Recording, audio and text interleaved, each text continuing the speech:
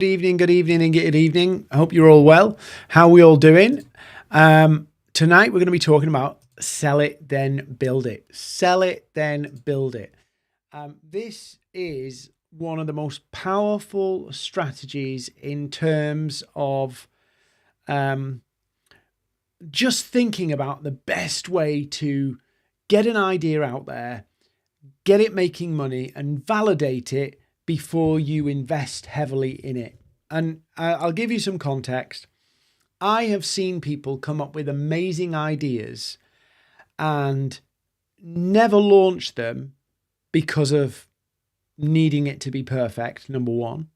And number two, I've seen people spend hours, years, months, weeks with a great idea that they only find when rubber hits the road, people don't want it. And so I'm a big adopter of this strategy of what we call sell it, then build it. And when I first heard this strategy, my first reaction was, that's a scam. That's scammy. Because it sounds like you're selling something you have no idea how to deliver. That's not what it means. What it means is, if you've got an idea, go to market with the beta version, get market feedback as you go, and improve the service and product as you go. And I'm going to share with you my example of how I built my program that I run with my team. And it's generated us, $2-3 million over the last few years, and has gone from an idea in 2020 to being in 2026 one of our primary sources of revenue for 2026. So I'm going to share with you how I did it and what I did, because some of you are sat on a gold mine of an idea. So I'm just muting my phone. You're sat on a gold mine of an idea, and that need to get it right is stopping you getting it out to market. And I get it, right? You want to do the best job you can. The best job you can is to learn from the market. So I'm going to talk to you tonight about how I launched my accelerator, which in 2020, March 2020, did not exist. It didn't exist. So that's nearly 6 years ago now. It didn't exist. And we launched it because the pandemic shut down basically half our business. So half our business disappeared when the pandemic happened, and we had to create new things. And because it all happened so suddenly, and let's be honest, nobody was anticipating that the country would lock down. We just couldn't comprehend that reality. There was no time to waste with, building pretty landing pages and going through all of these cycles. There was no time. So over the course of 3 days, we came up with an idea, and the idea was based on a problem. One problem that we saw in the market, which was people love the idea of LinkedIn, but often don't have the systems to make LinkedIn work. So it's a bit of a wing and a prayer, or they have the best of intentions, but when the rubber hits the road, they just don't do it. So the problem was not, I want to know how to use LinkedIn, is I want to use LinkedIn and consistently get results from it. So slightly different problem. So I'm faced with half my revenue has vanished. I've got responsibilities to staff members. I've got responsibilities to people, their salaries, their livelihoods, their families. So I have to fix this. So I adopted a sell it, then build it. And I came up with an idea for a program. At that point, it was 6 weeks. It was a 6-week program. And I came up with it for 6 weeks going, how can we do this? And often when you launch something quickly, it has some holes in it. It's a bit clunky. So we priced it accordingly. We priced it and we over-delivered in that program, willfully knowing that if you tot up the time, people didn't pay enough. but we made enough to get by on it. So, it wasn't the most profitable of things, but we made enough to get by on it. And we over-delivered for those 15 people who signed up because we'd get to learn how to improve the program. So they got a steal. Yeah. It's cheap price. And we got something out into the market and made a bit of money, covered our bills. But we learned so much in that process that we could go, yeah, that we didn't do that well there, so we can fix that. Oh, and we did this a bit better here, and people really loved this, and this was a major breakthrough for people. And so we would eat the meat and leave the bones of the feedback, and then improve it a little bit and go again, launch again. And this concept of sell it then build it, it does two things. Sometimes I've seen people build like online courses and all sorts of stuff, and they've invested months and months and thousands and thousands and thousands of pounds in developing content that they put out there, and then they have no idea. So they spent thousands building this stuff, and then they put it out to the market, and that's not quite right, and that's not quite right, and that's not quite right. But they've spent a ton of money creating all this stuff. And particularly with what I do, it's fast moving, it changes. That's never really worked for us, because let's say, for an example, I record a LinkedIn course today, and then LinkedIn changed something like the algorithm. All of that material is out of date and you have to replace it. So if you go to this huge Hollywood production, you have to write that stuff off every 6 months. So we adopted an iterative program. And so what that means is at least every 6 months, sometimes 12 months, but every 6 to 12 months, we will refresh the whole program. It's not a big slick Hollywood production, but we refresh it so that we get new content. But that whole concept of sell it, then build it is basically going, you're going to eliminate, by doing this, over investing in the wrong areas. That's number one. Number two, you're going to get real market feedback, and you're going to develop and improve the product based on market feedback, not on your best guess and going to market. And number three, you shorten the time to revenue.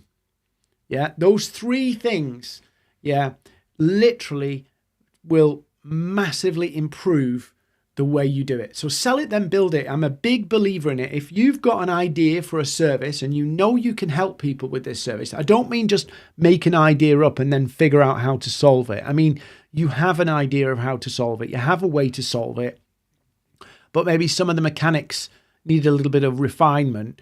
You launch it and price it accordingly.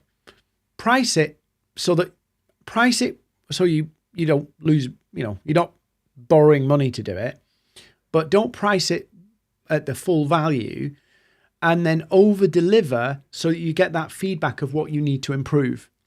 And you can say to people, you can be upfront with people and say, we've done this loads of times for other clients, but we're launching it in this way as a beta, which means you get competitive pricing, but you're also going to get really great service from it because we're actually refining a few things as we go. So I'm a big fan of this. Big fan of it. I'll give you an example. Of somebody. They spent 6 months building a website. 6 months building a website.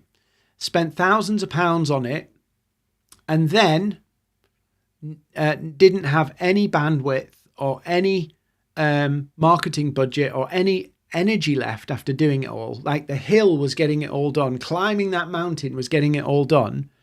And then afterwards, zero marketing.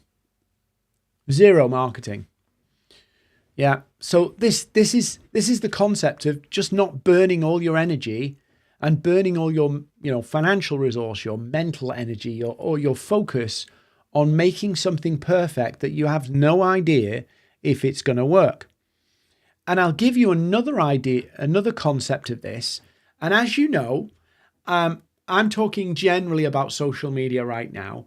As you probably know from me, I'm not a fan of automated pitch slaps. I'm not a fan of that. So I'm not talking about that. But when I'm talking and training with sales teams, I'll say, here's a process that really is a good process for a salesperson to use on LinkedIn. One of the first questions I get asked is, can you automate it? And of course, there are risks with automation, as we know. But of course, you can automate anything. You can automate anything. But many people will automate stuff and they have no idea if it works. So they end up burning leads, burning good conversations because they just try to short circuit the process. It's almost the same problem, but in a slightly different angle. So what I say to them, before you automate anything, the best thing you can do if you want to build the best automation is know what works. And the best way to do it is to field test it.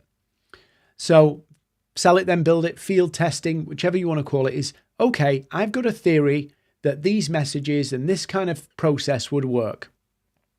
Let's go out and try it manually with 100 people, see what works, what doesn't, see what our conversion rate is, and then figure out how we automate or what we can make it, how we can make it more efficient or what have you. It's the same concept of, okay, I've got this brilliant idea. I want to take it to market. How do I make this thing work?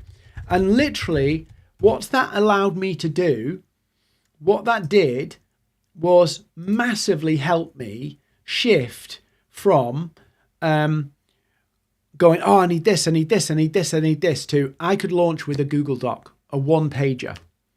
Yeah, I could launch with a one-page document that isn't even that prettily designed. I haven't spent hours on Canva doing it, although I love spending hours on Canva doing things. I just not threw it together. I thought about it, but I go out to market. And believe it or not, even today in 2026 with AI, there are people going to market with Google Docs and kind of beta ideas. And the beta idea is good enough and they choose, do you know what? I'm not going to iterate. I'm just going to keep doing this. I'm just going to keep doing this. Meanwhile, you're tinkering and going, I'm not sure if that font's right. Is that shade of green the right green? Or should we go with a navy blue? Should it look more premium? Should we have a bump on this? And somebody else is going with a Google Doc. I know this because I'll tell you a little story if you want to know. Before Maverick, I've always been kind of in the marketing world, but before Maverick, for a long time, I was a consultant with a marketing consultant working with a lot of companies, but I also was a solopreneur at one point. And this, we're talking 2011 here. So we're talking like 15 years ago. I had this idea, which was almost the social selling accelerator that you see today. Almost. Not quite as developed, not quite as thought through, but 15 years ago, I thought about the idea I had in what I launched in 2020. And I spent ages trying to figure out how to build the landing page, click funnels, all that kind of stuff, and got totally overwhelmed with that complexity of building a funnel. I gave up on the idea.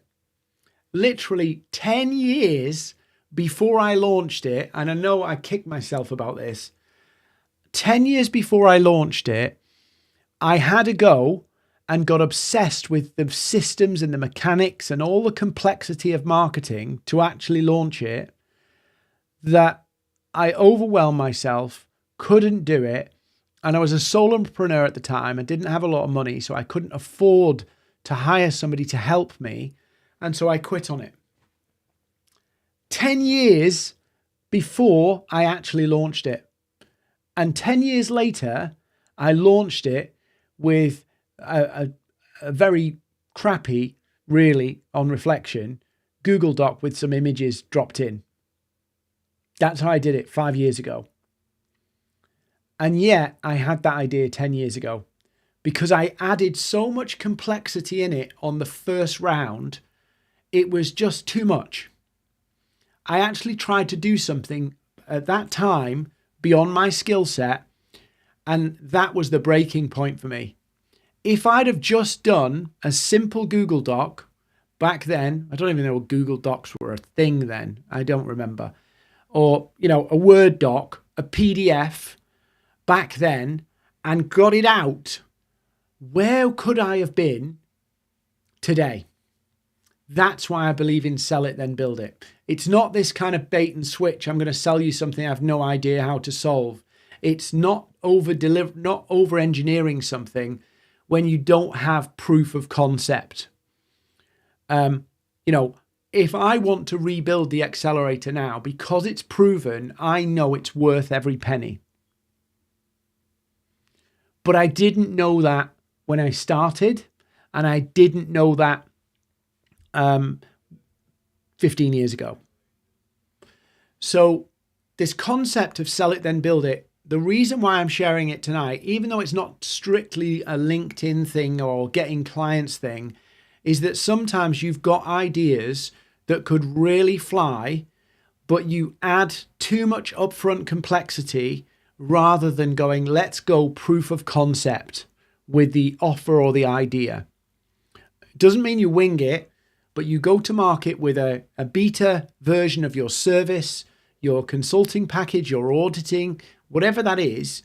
Go to market with a beta version, keep the price keen so that people can get in without too much risk. And, if there are issues, you can say, I'll give you the money back, but you can explain to them up front, this is a beta version of a one-to-one service or whatever it is. And you get in early, we'll provide you extra support because we want to improve this program for the, SATA, Delta, whatever the next version is. And you can be upfront with people about that. That's why it's so cheap. We've done this loads of times before. We've helped people in this situation before. Maybe we've done it as a one-to-one consulting, which is, thousands and thousands. And now we want to do it in a virtual way or in a slightly different way. And so you'll get the benefit of extra support at a lower cost, because as we consult with you, as we help you, we're going to learn things about how to improve this service. And so you are, in effect, our guinea pigs. And I did that up front. Maybe I wouldn't say it that in that kind of way in some senses. But for you, I've seen many, many people. I've had people say to me, Dean, I want to go live on LinkedIn. I want to launch on LinkedIn. I want to use it as a source. I can see how all my clients are there. I just need a way to talk to them, and you can give me that. But maybe what I need to do is come back to you in a few months when I've redone my website and redone my branding and redone this and sorted this out and sorted that out. Or maybe I need to really build out my offering more and better because it's a bit basic right now. And all of these things get in the way of, I'm going to invest in a back end when I don't know if I can sell it. I don't know if the version I'm building of this service or this offering is viable. I don't know if I need to change it. And imagine if I'd have launched and spent thousands and thousands of pounds on creating the accelerator back in 2020 and launched it with all the kind of, the rough edges and everything. And I'd spent thousands and thousands of pounds in it. And I tried to launch it at the full market price. And then all those notches, I would have got negative feedback. I would have got all these different things because I thought it was perfect. And now I go, oh no, this isn't perfect. It's causing me all this trouble. Somebody's unhappy. And don't get me wrong, every business will always have somebody you either let down, you don't want to. And for most of the times, it's a minority of issues. It's not like every customer. You're always going to have some people you let down. There'll always be some customers who maybe you shouldn't have sold to. There'll always be some customers that you regret them buying. There's always going to be those issues. They're perfectly normal. It's the percentages. Imagine if I'd have invested in that first version, spent thousands and thousands of pounds on all these videos and all this stuff, gone to market with it, sold it at the full price, disappointed people and all of that stuff. Guess what I'd be saying maybe 3-6 months in? This was a terrible idea. I better not do that. Because I'd not listened to the market I'd not got proof of concept and I built on assumptions. I built on research. Even if AI researches for you, it's still, humans are unpredictable. So even if AI tells you this is a brilliant idea, you don't actually know really until rubber hits the road and you do it. So you can get all the data in the world, a bit like writing a business plan. You can write a business plan, right? And you can build a business plan, and then you launch your business. It does not work exactly as you'd hope. It's the best guess up front. And the easiest way to prove a business plan is to have a period where you test it and then adjust it, then adjust it, then adjust it. And I could have ended up where I'd overinvested in the front end, tried to make it perfect for the first version, delayed my launch by months and months and months, and God knows where I would have been then. Probably would have been bankrupt because I would have run out of money. Probably would have been bust. Probably would have let people down, and so would have went, that was a terrible idea. That's why sell it, then build it is important. Concept version, beta version, get that out there, test the market, get the feedback from the market, adjust it, put it out there, adjust it, put it out there, adjust it, put it out there, adjust it. If you look at all the tech platforms you subscribe to, and no doubt, as you know, January is normally the month where we feel the pinch after spending over Christmas. You feel the pinch and you go, oh, I better trim these subscriptions. One time I decided to do a subscription audit and we hacked off £900 a month in subscriptions because this one came in and this one come in and this one I forgot to cancel. But when you look at these subscription services and you look at them, right, you'll notice they're constantly tweaking, adjusting, adding features, tweaking, adjust, because they're getting feedback from their customers and going, oh, they're saying this, maybe we could add this in, and it makes it more valuable. Oh, customers are doing this. We didn't see that at the beginning. Maybe we should add this in. If tech platforms that we're paying subscriptions for are doing that, why would you not do that in your own business, in your own services, and go, I've got a really good idea for something. Let's go with the beta launch, see what people do. And every tech platform does this. Every company does this. But for some reason, when it comes to business owners and small businesses, because it's our baby, this is the problem. Because it's our baby, our judgment gets clouded. And instead of going with a beta launch, we try to go with the A game launch, whatever the real version, the full fat version is, without the testing. People build courses, people build marketing campaigns, branding, videos, all this crazy stuff, spend thousands on it that takes them ages to do, and they still have no idea, does it even work? Do people want it? Is it sellable? Is it commercially viable? Until the point where you actually try and sell it, it's all theory. And so would you bet the house on a theory that's untested? You would not do that. In real situations, what you would do is go, how do we test this? How do we put our toe in the water and see if it works? That's what we would do. And if you've got an idea for a new service, or maybe you're selling at the moment through referrals, and this is a big one. Maybe you're selling at the moment through referrals, but you've tried to launch it on LinkedIn to a more open market and it's just not catching. That means there's nothing wrong with your referrals, keep them going. But what it means is the way you're positioning it in an open market, in the real world, hasn't been tested. The proof of value, the value prop isn't tight. Whereas it doesn't mean you need to change what you do. It just means the way it's positioned, maybe some of the things that you put together don't work in an open market like LinkedIn. It doesn't mean you abandon it. It means that what you have to appreciate is when you're selling through word of mouth and when you're selling through referrals, you've had somebody else sell it for you. And so often I see people on LinkedIn, they go, well, I've been doing this way. I want to put it out now. I've been doing it through a word of mouth thing, really, but Now I want to go out to the market. I want to get more leads and opportunities. People don't seem to be interested in the same way these people are, who know me, like me, trust me. It might not be anything to do with what you're doing. It just might be the mechanics of how it's put together. It might be the mechanics of how you've marketed it. So you strip it all down, simplify everything, go out with a beta that's more refined, more simplistic, test it at a lower price, get feedback and improve it. You could be live, and I have got a little mini course that kind of breaks this down in a little bit more detail. It's called the 7-day client system. And I talked about it a little bit in the summer, and I recorded it because a lot of people face this pinch point. So in 2020, I had to create an offer and sell it quickly. And in I can't remember what it was now, but earlier on, I had a pinch point over a summer period.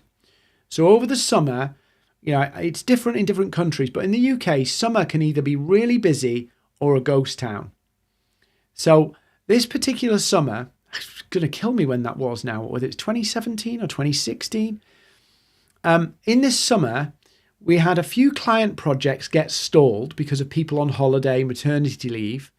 We had a company not pay us on time, and we had something else. I can't remember what it was, but there was a three, they say problems come in threes.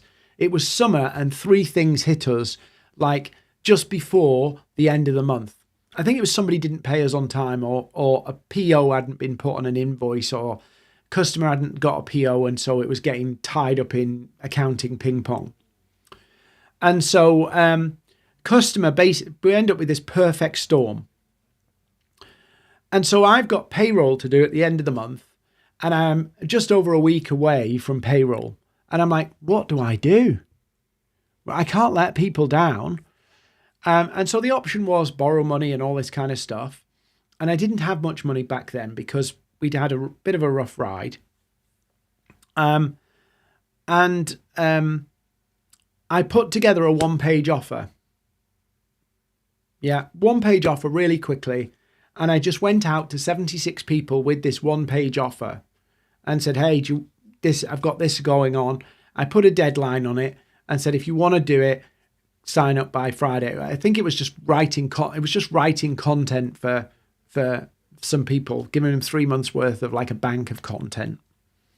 So I put this out, and I got 13 customers paying me £1,000 for 3 months worth of content. That was it. I was like, whew. Now, I wouldn't recommend you get in that position. Yeah. And I have never been in that position since, where it's been that kind of scary. Because I'm constantly marketing, and this is why I believe in little and often, not big bursts. So every day doing something, not spending 3 hours doing something because that's unsustainable. What can I do today to build my pipeline, get more people in my pipeline? What can I do today to get a conversation with somebody that could lead to an opportunity? And if you do that every single day, you get somewhere. But I actually built a little course because I've met a few people who've been in that situation before. And sometimes they'll come to me and hire me, ask to work with me, and they tell me where they're at. And I don't want the moral responsibility of them paying me a lot of money that actually they can't really afford to pay me. So I made this little course, and you can probably find it in my link at the top of my profile on LinkedIn, or on my bio link, wherever you're watching, Facebook, Instagram, or whatever. I call it the 7-day client system. And I think I sell it for £30 or $40 or something like that. And it's got everything in it. But I built it because sometimes people get into those sticky places where basically it's a bit make or break. Not nice place to be. It's terrifying to be. And everything swirls around in your head about letting people down, what's going to happen, all this kind of stuff. It's horrible. But that's where my first sell it, then build it came. My beta version, my test, my proof of concept in the market. And again, that service now, it's changed and morphed a bit because we got feedback and learned from it and all that kind of stuff. But now I have 9 people full-time who work on that service for me in my business in Maverick. 9 people. So this sell it, then build it is such a powerful concept. I really encourage you, if you've got stuck in something and it's become treacle, strip it back to what's our one-pager, proof of concept. And I have this document I use called a CAR, C-A-R. And I learned this from somebody else about what does a service delivery look like behind the scenes for a proof of concept offer. And it's called a CAR. It's the vehicle. It's a very simple way to construct the back end of an offer of what you're going to deliver. So it's the back end of a proof of concept offer to the market. And if you want to see it, I'm happy to send you a copy of the doc. I'm not going to, charge you for it or anything. But if you're thinking about going to market with a proof of concept, you need a back end to be able to deliver it. Well, how are you going to do it? Even if it's got a few rough edges, so that you deliver on that promise that you're going to give to people. So I've got this CAR document that I use. Just drop me a DM somewhere and just say, Dean, can you send me the CAR doc? C-A-R. It's not a literal car. It stands for something. But that's how I built the back end of it. And it wasn't perfect. And I'm not a methodical admin person. Sometimes I get lost in detail. But it was a simple way for me to go, okay, somebody's bought, what do I do? And what do I have to do across each stage? And it was real simple for me to get going. But that's sell it, then build it. I swear by it because, it's helped me launch things that have actually built my business, but it's also protected me from launching things that could have killed my business and wasted months and months and months of work. So sell it, then build it. It isn't a scam. It's a strategy to stress test what you're going to offer to the market and do it with real feedback, so that you don't overinvest or delay time getting it out or, all that stuff. So I thought I'd just share that tonight. Thank you so much for joining me, everybody. I really appreciate it. If I'm annoying you with these lives, I'm sorry. I just like doing lives and, sharing ideas and sharing thoughts. If you love it too, let me know.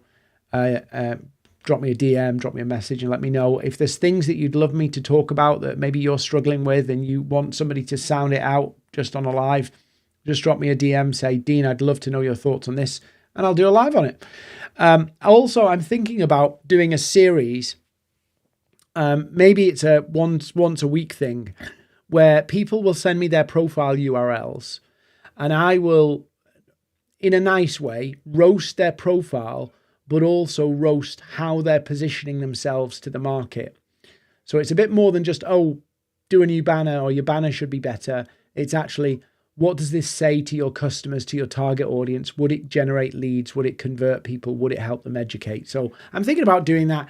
If you're interested and you want to volunteer for it, drop me a DM and say, I'd love to be profile roasted. I won't be nasty. Roast sounds horrible because of the TV roast that you see, but it'll be critical, but critical feedback that's going to help you.